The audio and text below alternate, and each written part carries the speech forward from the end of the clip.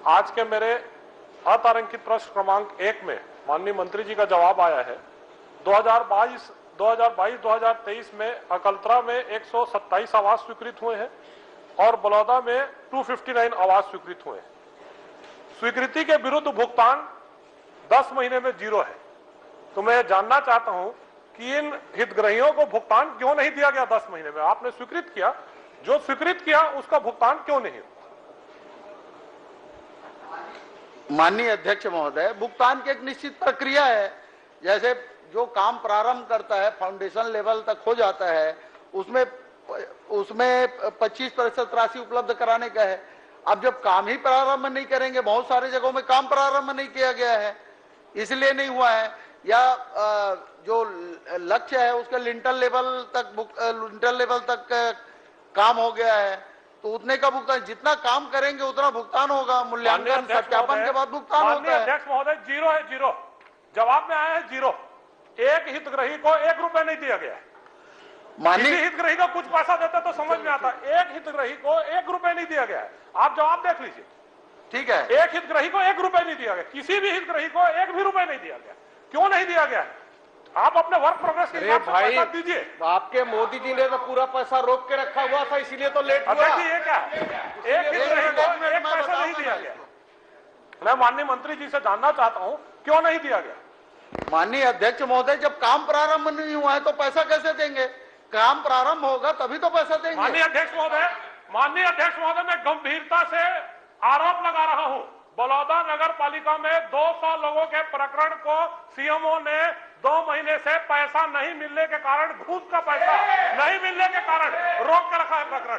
200 प्रकरण बलौदा नगर पालिका में, और इसमें एडवांस देने का प्रावधान है।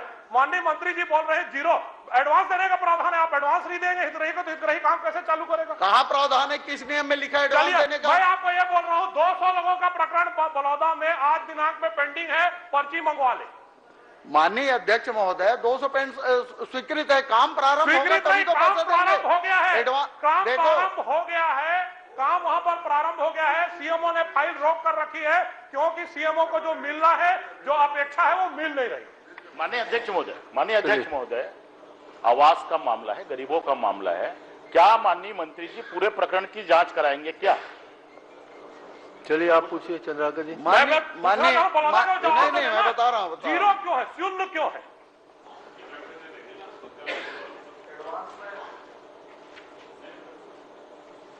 माननीय अध्यक्ष महोदय, पहले तो एडवांस देने का प्रावधान इसमें नहीं है। पहले सदस्य जी अपना जानकारी दुरुस्त कर ले। दूसरा, माननीय अध्यक्ष महोदय, जब कार्य प्रारंभ किया जाता है तो जियो टैगिंग कर कार्य करने पर फाउंडेशन के लेवल पर 25% देने का प्रावधान है। दूसरा, बलौदा में हमारे माननीय सदस्य ने जो कहा है, मैं आपको बता देता हूं। बलौदा में जो स्वीकृत आवास हैं वो 1 जनवरी 20 से 23 तक का बता देता हूं आपको। पूरा जानकारी ले लो। आधा पूरा जानकारी में जिसमें आप 0 बोल रहे हैं। मैं आपसे आग्रह कर रहा हूं कि आप इसी साल का बता दीजिए भैया। देखो, जवाब में 0 बोल रहे हैं। सुनिए ना, आप पैसा दे दिए, मैं नहीं बोल रहा हूं। इस साल का 11 महीने में आपने 1 रुपए नहीं दिया, इसी को पूछ रहा हूं मैं। इसी साल का पूछ रहा हूं। वो प्रावधान ही है। एक तो मैं आपसे यही पूछ रहा हूं कि इस साल में आपने क्यों नहीं पैसा दिया? 11 महीने में आपने पैसा क्यों नहीं दिया हितग्राही को? इसी साल का बता दीजिए, पुराना।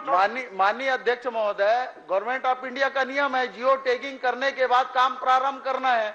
अब जब जियो टैगिंग हुआ ही नहीं, काम प्रारंभ नहीं हुआ, तो पैसा कैसे देंगे? माननीय अध्यक्ष महोदय, मैं जिम्मेदारी के साथ कर रहा हूं, मंत्री जी जांच करा ले। 200 जगह पर की फाइल रुकी हुई है, सारे प्रकरणों में जियो टैगिंग हो गई है, सारे प्रकरणों में काम चालू हो गया। मंत्री जी जांच करवा लेना, सीएमओ को क्यों बता रहे? अगर काम प्रारंभ हो गया है तो उसका मूल्यांकन कर लेंगे, लिंटर लेवल तक आएगा तो पेमेंट कर देंगे, उसमें कोई दिक्कत नहीं है। 200 लोगों की फाइल पेंडिंग है, मंत्री जी चेक करवा ले। मंत्री जी का ये छोटा मामला है, मंत्री जी तक नहीं आता, वो नीचे में निपटा देते हैं उस मामले को। चलिए चंद्राकर जी, वो भी मामला आता है। चंद्राकर जी बोलिए।